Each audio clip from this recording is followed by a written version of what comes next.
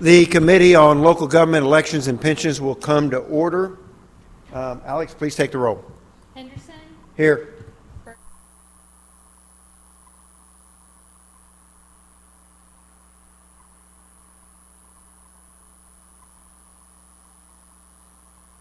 With a quorum being established, I make a motion that we move into executive session. Do I have a second? Second. All those in favor? Aye. Opposed? And the ayes have it. We're in executive session. The first bill we're going to bring up is Senate Bill 843. I move that we take up Senate Bill 843. Do I have a second? Second. All those in favor say aye. Aye. Those opposed? The ayes have it. This is the bill we heard last week from Senator Hough relating to land banks. He testified on the substitute last week, so there really were not any changes over what he testified for in committee. And so we do have a committee substitute ending in 5505S.02C, and I move that we adopt the substitute. Do I have a second? Second. Is there any discussion on the substitute? Seeing none. All those in favor of adopting the substitute say aye. Aye. All those opposed? And the ayes have it. I now move that we vote Senate Bill 843 with Senate Committee substitute out of committee do pass. Do I have a second? Second. Is there any discussion? Seeing none. Madam Secretary, please call the roll. Henderson. Aye. Berger.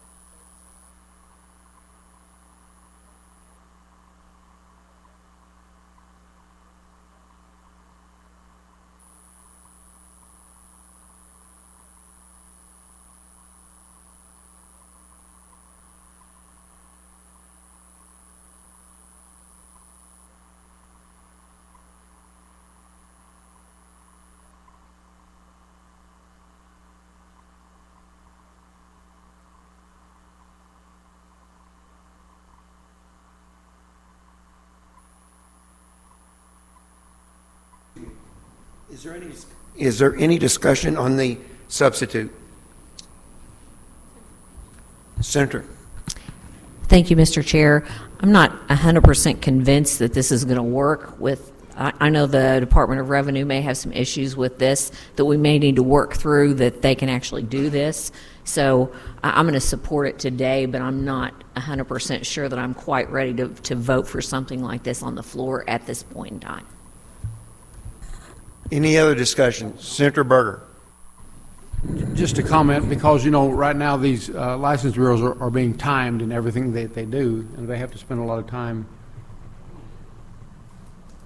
trying to get people to understand how to register to vote. I don't know that it's something they can do, like Senator Crawford had said earlier, too. So I think it's something we need to find out. Any other discussion? Seeing none, I now move that we vote Senate Bill 983 with Senate Committee substitute out of committee do pass. Do I have a second? Is there any further discussion? Seeing none, Madam Secretary, please call the roll. Henderson. Aye. Berger. Aye. Beck. Black. Aye. Bratton. Crawford. Aye. Nicola. Aye. Nurnberg. No. By your vote of 5-1, you have do pass Senate Bill 983. I move that we take up Senate Bill 1012. Do I have a second? All those in favor say aye. Aye. All those opposed? And the ayes have it. This is a bill we heard last week from Senator Nicola regulating AI. Is there any discussion on the bill? Mr. Chair. Proceed. Just very briefly, I certainly support creating a framework around AI. I think that's definitely needed. I do think that the penalty provisions need substantial work. So I am going to vote in opposition to the bill as presented today, but it is something that I would like to be able to support once we get to the floor. Thank you. Any further discussion? Seeing none, I want to tell the committee that we do have a substitute, and Senator Nicola spoke on the substitute last week when he presented the bill. So we have a committee substitute ending in .02C, and I move that we adopt the substitute. Do I have a second? Is any discussion on the substitute? Seeing none. All those in favor of adopting the substitute, say aye. All those opposed? And the ayes have it. I now move that we vote Senate Bill 1012 with Senate committee substitute out of committee do pass. Do I have a second? Is there any discussion? Seeing none. Madam Secretary, please call the roll. Henderson, Aye. Berger, Aye. Beck, Black, Bratton, Crawford, Nicola, Nuremberg, By your vote of 5-1, you have voted do pass. We will now take up Senate Bill 1066 and 1088. I move that we take up Senate Bill 1066. Do I have a second? All those in favor say aye. Aye. The ayes have it. This is the short-term rental bill we heard from Senator Brown and Nuremberg last week. The two bills have been rolled into one. I think the two senators worked together on that, if I'm correct on that, with the addition of Senator Nuremberg's provision. Senator Nuremberg, would you like to explain, please? Sure. This is essentially the language that this committee agreed on last year. It was the negotiated language to ensure that we're excluding large corporations in this bill. Is there any questions? We do have a committee substitute. I move that we adopt the substitute. Do I have a second? Any discussion? All those in favor say aye. Aye. All those opposed? And the ayes have it. I now move that we vote Senate Bills 1066 in and what? Go ahead. 1066 is typo. And 1088 with Senate committee substitute out of committee do pass. Do I have a second? Is there any discussion? Madam Secretary, please call the roll. Henderson, Aye. Berger, Aye. Beck, Black, Bratton, Crawford, Nicola, Nuremberg. By your vote of 6-0, you have voted do pass. I now make a motion we move out of executive session. Do I have a second? We're out of executive session. We have 3 bills we're going to hear today, and the first one will be by Senator Berger, Senate Bill 1084. Senator Berger, just begin when you're ready.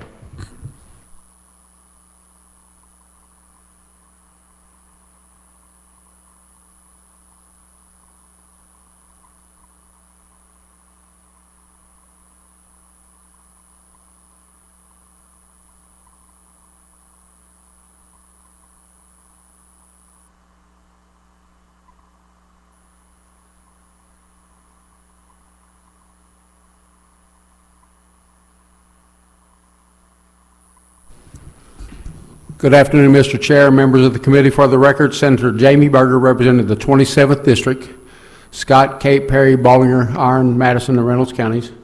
Thank you for the opportunity to present Senate Bill 1084. Missouri has 19 regional planning commissions created by the Missouri legislature and governed by local officials. They provide regional planning and coordination services to their member local jurisdictions. They also serve as a primary regional mechanism in the administration of a variety of key federal and state programs. Currently, state funds for the East-West Gateway Coordinating Council and for the Mid-America Regional Council are not to exceed $65,000, and state funds for other regional planning commissions shall not exceed $25,000. SB 1004 would change the sums to $130,000 and $50,000 respectively. Senate Bill 1084 would remove the RPCs of Show Me, Missouri Valley, Ozark Gateway, ABCD, and Lakes County, which all defunct and non-existent any longer, while adding Harry S. Truman, Mocan, Pioneer Trails, and Southwest Missouri. Not Mocan is what we've been talking about for the last month, but this is Mocan. Finally, this act provides that beginning July 1st, 2027, the maximum grant amount for each RPC shall be adjusted with the CPI. Thank you, and I'm happy to answer any questions, as well as some witnesses who can provide some information. Just for instance, the Boot Hill Regional Planning Commission, which is Scott County, it's the top of the Boot Hill. We were probably the last county to get a fully funded interchange in our county in 2018, paid for completely by MoDOT. And the way that worked, in 2001, we recognized the Scott City-Kelso interchange as such a hazard and the amount of traffic coming through there that we kept it on the top of the priority list for 18 years before it finally moved in competition with places in St. Louis, Kansas City, Columbia, wherever it may be. If we wouldn't have the Planning Commission at that time for us to be able to parlay and shout out about our project, I don't think it would have ever happened. Because we can't compete on a level of the St. Louis or the Kansas City or the Columbia people just because we don't have the people in our district, populations like we more compete with Senator Black's district and Senator Henderson's district and Senator Crawford's district. So regional planning commissions are very, very important to counties. Spending 18 years as presiding commissioner, we use them all the time. Grant opportunities, everything that you can imagine, hazard mitigation plans. They're very vital to us, but with that, I'll answer any questions. Any questions for Senator Berger? Senator Black, proceed. Thank you, Senator Henderson. Senator Berger, I hope that you remind our friends in Regional Planning Commission that I am one of their friends. But as we change the dollar amount that you put in front of us, and I can't remember whether I've carried this direct legislation before in the past or not, but I have been very supportive of those. Where we're at today on our budget, I'm wanting to make sure from you and other people that if this passes, this is not a mandatory increase, but allows us to go that direction when we have the opportunity. And I'm seeing the right person shake their head on that. Now I see two people. So that's what I needed to know. Thank you. It's a may, not a shall. Any other questions from the committee? Seeing none. First person to testify in support, please come forward. Make sure you turn in your witness form.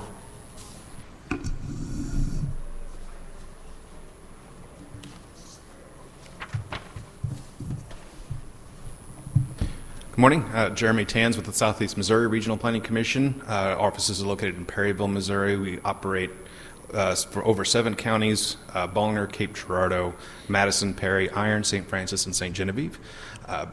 So we have a pretty wide-ranging difference between our counties, with Cape Girardeau being the most populous on the river and Iron being the least, with less than 10,000 people. We provide local support for these entities, the cities in those counties, and a myriad of different state programs that we help coordinate. Our board is made up of the elected officials from these counties and cities. They kind of govern how we do our business and what we do and how the funds are spent. And I'd happy to answer any questions you may have. Any questions for this witness? Seeing none. Sir, thank you very much. Next person in support.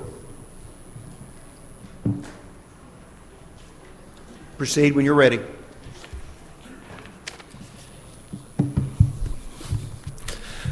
Thank you, Mr. Chair. Gary Youngerman, Callaway County Presiding Commissioner. I'm also here representing the Missouri Association of Counties in support of this bill. As a commissioner, I've sat on the Mid-Missouri Regional Planning Commission since 2011. It's a fabulous place to the decisions with MoDOT and putting everything in priorities within the group that you have is a wonderful thing. They do some great work. With the small communities, I've got a small community right now that has a community center. They don't have really, it's not an incorporated town, but they do have a community center that is a polling place during elections, and we're working through regional planning a little bit to try to figure out how we can make some things happen there for that community center to be re-roofed. So I just wanted to testify in favor of this. My county, along with, mine's a 6-county region: Cole, Boone, Callaway, Cooper, Montauk. So we're very rural, and it does make a huge difference on what happens. So any support that can be given in the future would be wonderful. Any questions for the witness? Seeing none, thank you. Next person in support, please come forward.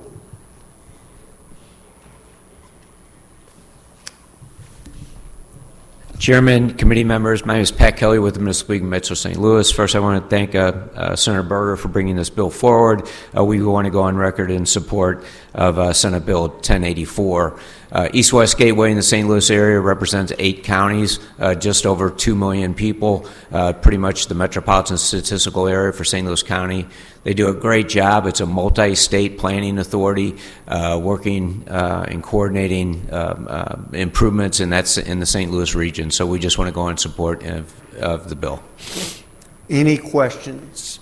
Seeing none, thank you. Thank you. Anybody else in support?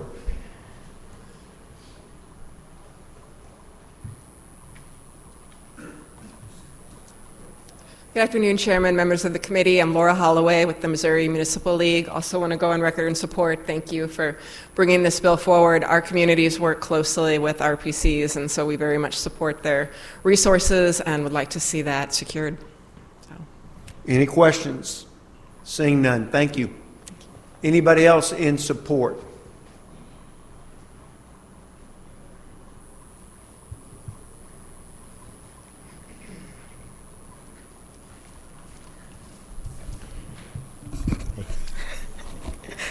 Good morning, Mr. Chairman, members of the committee. My name is Arnie C. Acedino, State Public Advocate. These regional planning commissions are a gem. They leverage local money and state money, which is very small, and I'd like to increase those appropriations because what we get from the federal government is ginormous. We get 80 to 90% on a lot of the highway projects and other projects involving these regional planning commissions. I testified in favor of House Bill 2096, which is a companion bill which had a public hearing this morning in the House Local Government Committee. I would like to leverage and come to the table with more money, more appropriations by the General Assembly. I'd like to increase the thresholds for large areas or urban area planning commissions, such as East-West Gateway Coordinating Council in the Kansas City, I forget the name of their similar organization. I'd like to take that threshold to $2.5 million to leverage more money to get more congressional appropriations into our state. As you all know, we're all taxpayers at the federal, the state, and the local area. Medium planning commissions throughout the state, I'd like to take those thresholds from I believe it's currently $50,000 to $1 million. And for the small planning regional authorities, I'd like to take that to $500,000. We get great value for leveraging the 5 to the 20% matching funds compared to the federal funds that come back to us in Missouri. For those reasons, I highly support increasing these thresholds. They have not been taken on in, I believe, at least 20 or 30 years. Inflation, as you all know, has gone dramatically up, especially since COVID. And I think that we need to come to the playing table, or come to the table with a lot more leverage of state dollars so we can get and recoup a lot more of our federal dollars that are sent to Washington, D.C. that are coming back here to home to Missouri for our projects. Thank you, Mr. Chairman. Any questions for this witness? Seeing none, thank you. Thank you. Anybody else to testify in support? Seeing none. Anybody to testify in opposition? Seeing none. Anybody for informational purposes only? Senator Berger.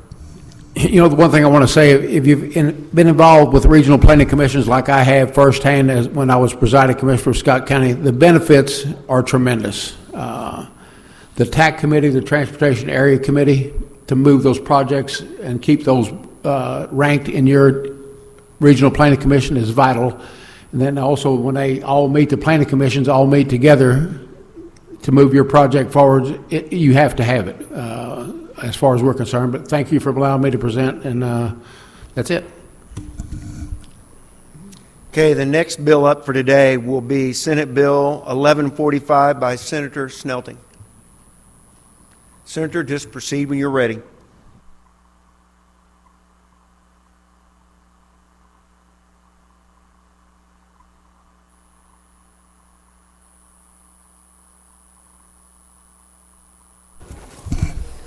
Thank you, Mr. Chair. Members of the committee, just presenting Senate Bill 1145, pretty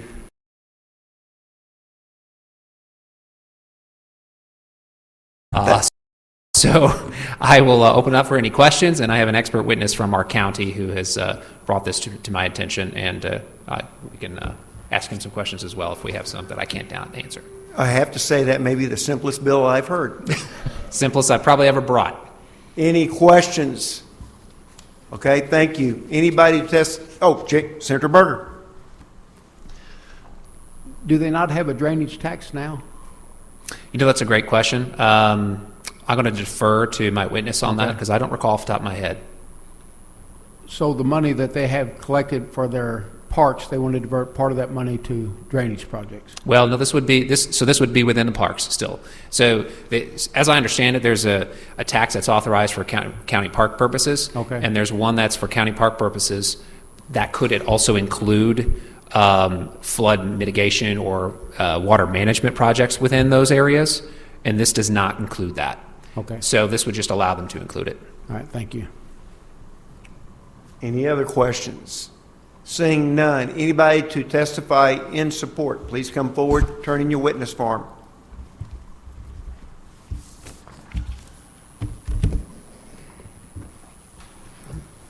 Thank you, Mr. Chairman. Senators, Tom Dempsey, registered lobbyist for St. Charles County, to speak in favor of Senate Bill 1145.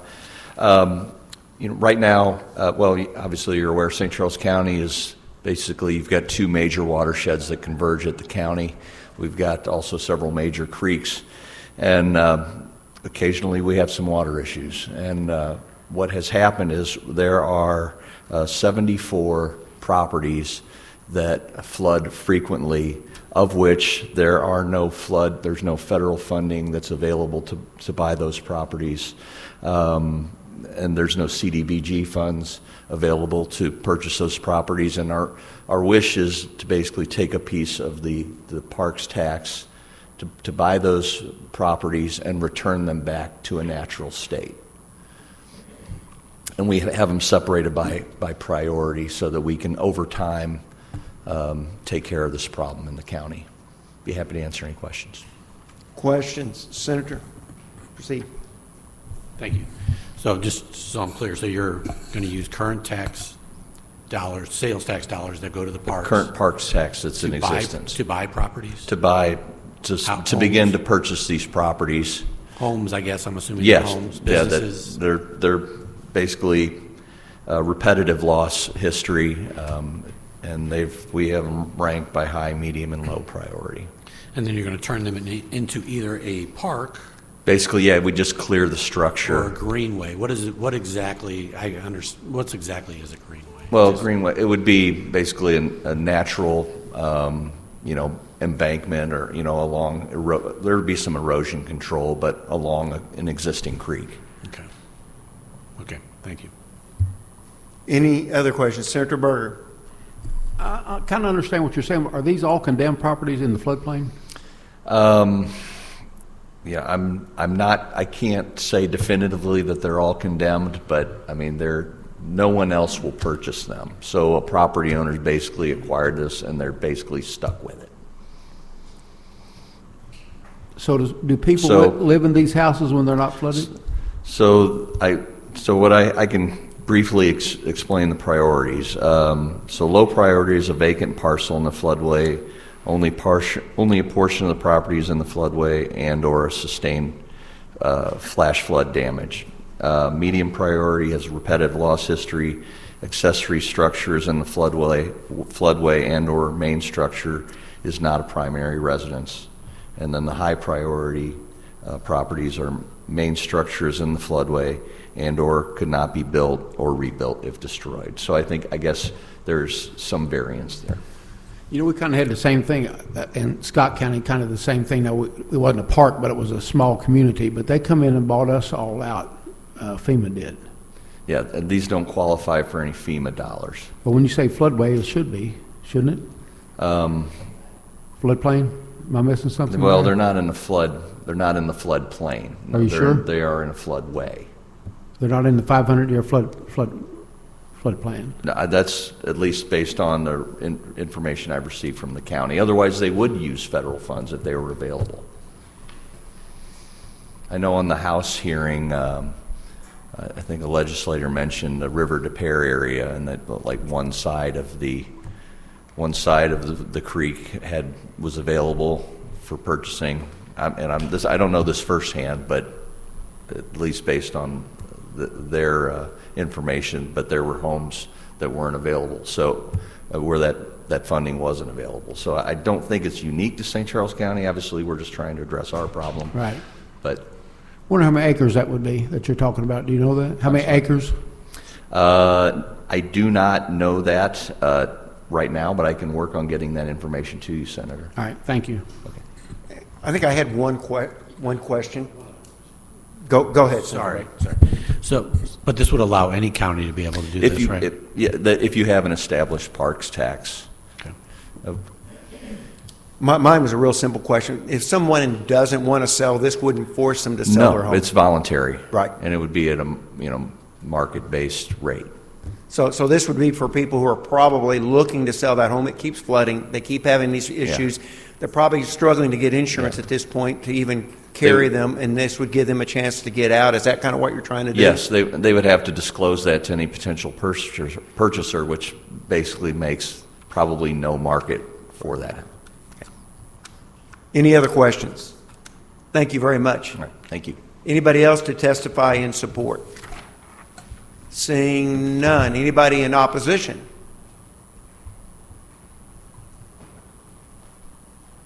Proceed when you're ready.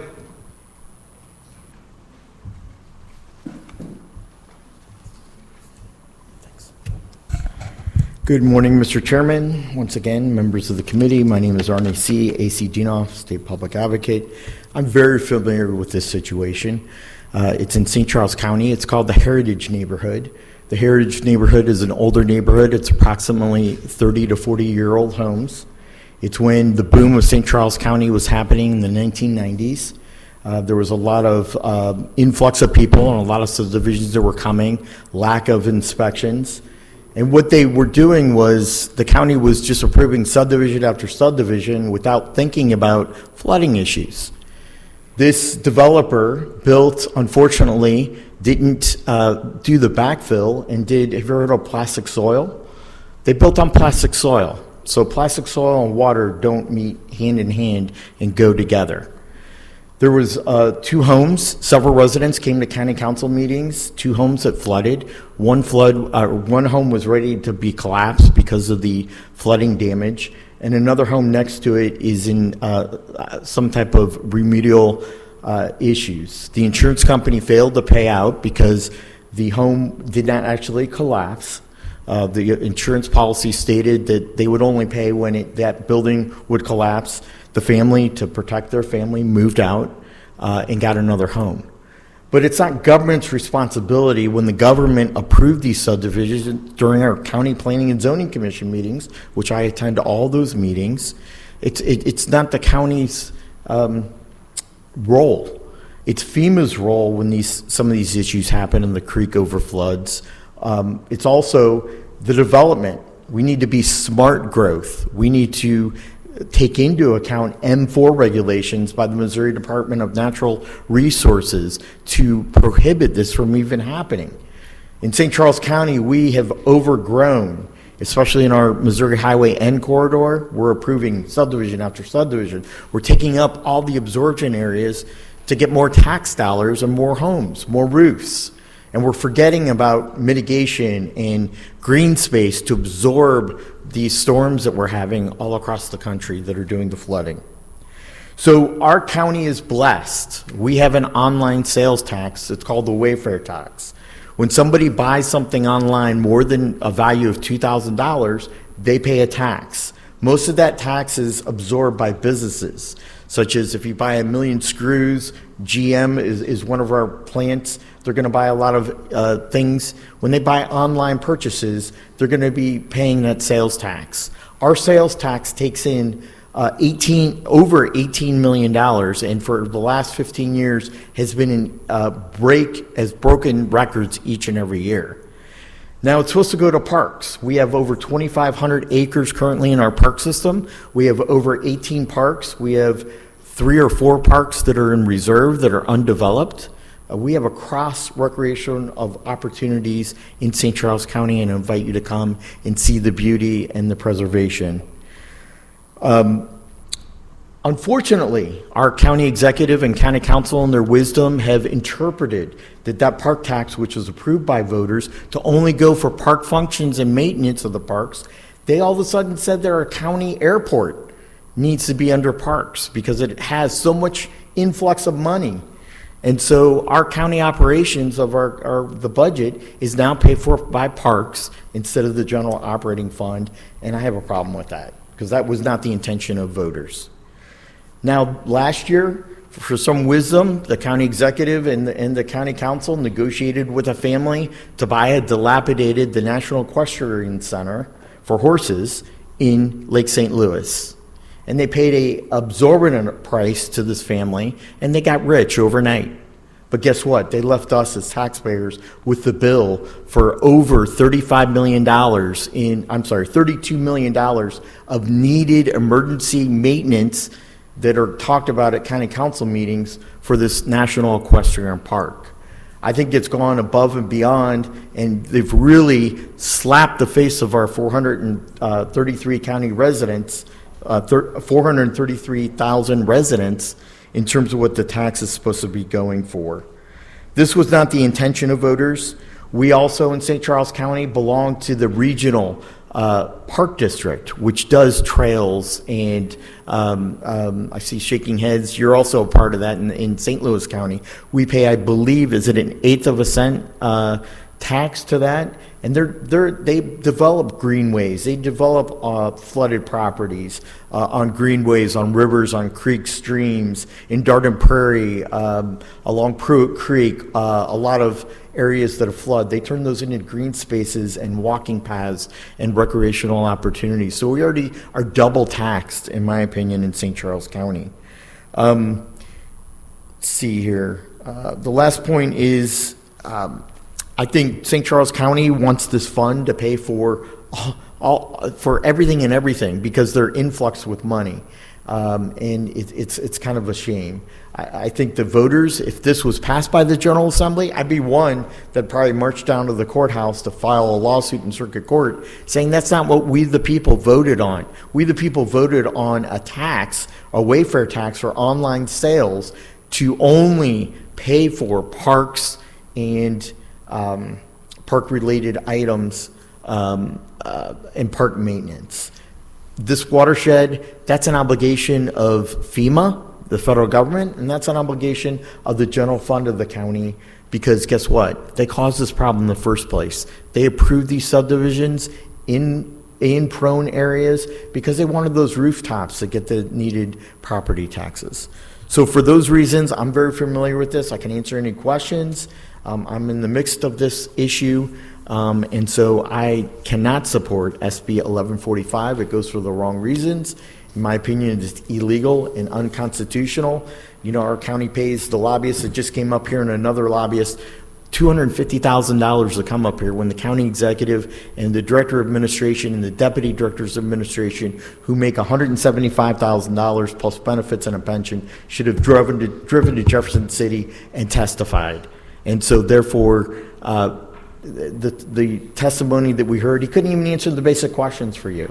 So I cannot, in all good conscience, support in any iota SB 1145. Thank you, Mr. Chairman. Any questions for this witness? Senator Beck. So normally I don't engage with you too much, and I can probably count on my hand, and this is not a slight, one hand in the last 9 years that I've agreed with you. So, however, this year is a weird year. Feels like there's a realignment. What I would say, you made some really valid points. Is my concern is people voted for this tax years ago, and now we're saying this tax can go to something else.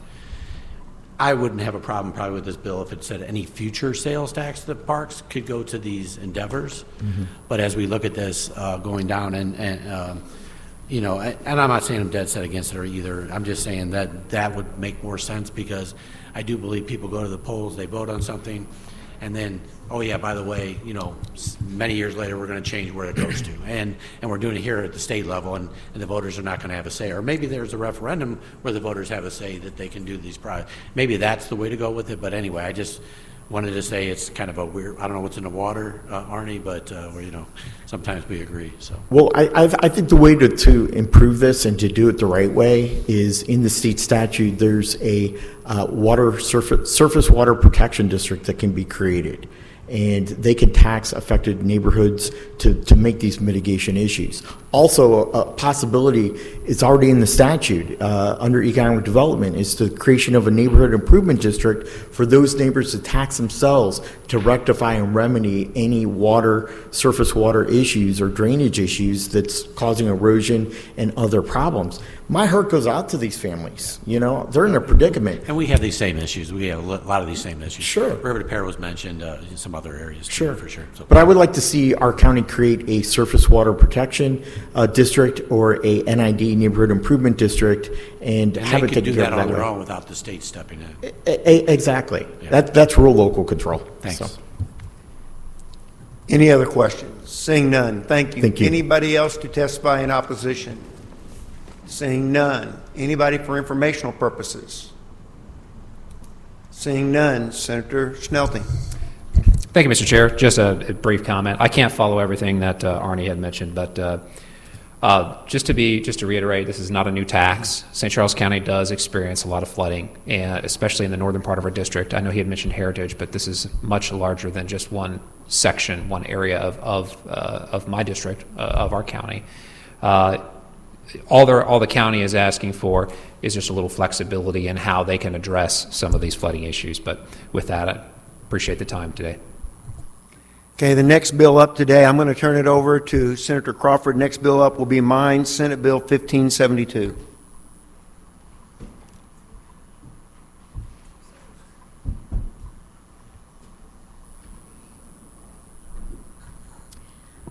Senator, we're ready when you are. Thank you, Madam Chairman and committee members. For the record, Mike Henderson, State Senator from the 3rd Senatorial District, presenting Senate Bill 1572. Senate Bill 1572 modifies the membership structure of the Board of Trustees of the Police Retirement System of St. Louis. Beginning October 1st, 2026, the 2 mayoral appointments will serve staggered terms if this is passed, one serving a 1-year term, the other serving a 2-year term. The 3 board members currently elected by all members of the retirement system will be replaced by 3 members who must be actively commissioned officers of the St. Louis City Municipal Police Force, must be elected only by members of the system who are actively commissioned officers. Additionally, the 3 active duty officers elected to the board will be granted travel time by the police department to attend authorized board functions. And with that, I would be happy to take any questions. Questions for the bill sponsor? Seeing none, first up in favor of Senate Bill 1572.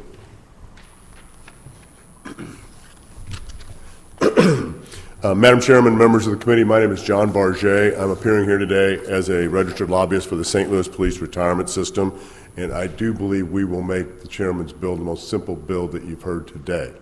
I bring you good news from St. Louis.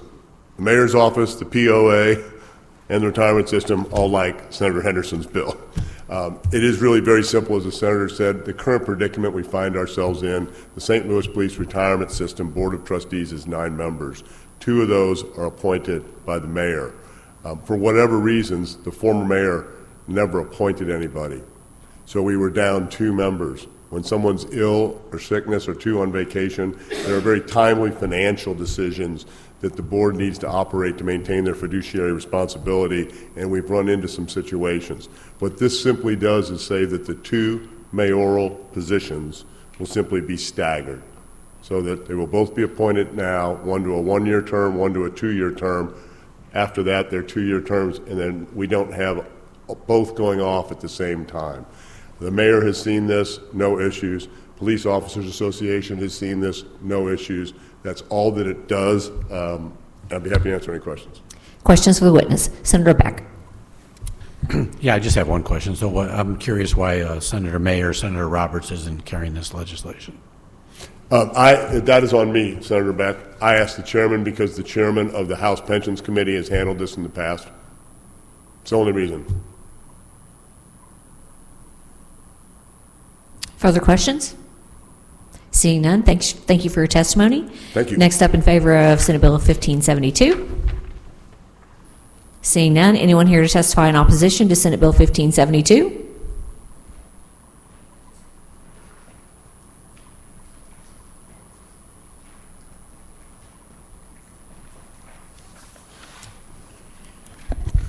Thank you excuse me. Thank you very much, Madam Chairwoman, members of the committee. My name is Arnie C., AC Dinoff, State Public Advocate. Again, I have to oppose this bill also. I believe in local control when it comes to a limited pension system. This is not a statewide pension system. This is a pension system applying only to the St. Louis City Police Department. I also have the same questions that Senator Beck had. You know, when it comes to pensions, I believe there shouldn't be partisanship. It should be a nonpartisan issue. I'm not exactly sure why a senator from, in all due respect, from Jefferson County is intermingling or sponsoring a bill sponsor, and I don't see any of the St. Louis City senators here co-sponsoring the legislation, even if the sponsor from Jefferson County sponsored this legislation. I don't see co-sponsors. So that puts up a lot of red flags for me. Unfortunately, Mayor Jones, that was an anomaly. She played games by a different set of rules. That's why she's no longer elected to public office in the city of St. Louis and why Mayor Spencer was elected. I don't see that this is happening again. This 9-member system has been working for this pension system for, I believe, it's over 120 some years since the inception of this pension system, and it's been working like clockwork. It's not solvent. It's got a lot of fiscal and financial issues. If you look at the audits done by the state auditor and the audits even by the own commission, there's a lot of issues with that and the St. Louis City fireman pension, which, by the way, they have 2 fire pension systems, which is kind of that's a political discussion for another day. But I believe that Mayor Spencer is a good, cognizant, professional mayor who is going to make all the appointments and ensure that city employees are well protected fiscally with their financial well-being once they hit retirement age. But the red flag that goes up is if there's no local involvement, this is taking away, in my opinion, local control of further mayors from making the appropriate appointments with those terms that are specified with that current commission and current state statute. So I cannot support SB 1572. Questions for this witness? Seeing none, thank you for testimony. Anyone else to testify in opposition to Senate Bill 1572? Seeing none, anyone here for informational purposes only for Senate Bill 1572? Seeing none, Senator, any comments? Do you want to adjourn or do you want me to do that? If you would adjourn, I would appreciate it. I make a motion that we adjourn. Do I have a second? I have a second. All in favor say aye. We're adjourned.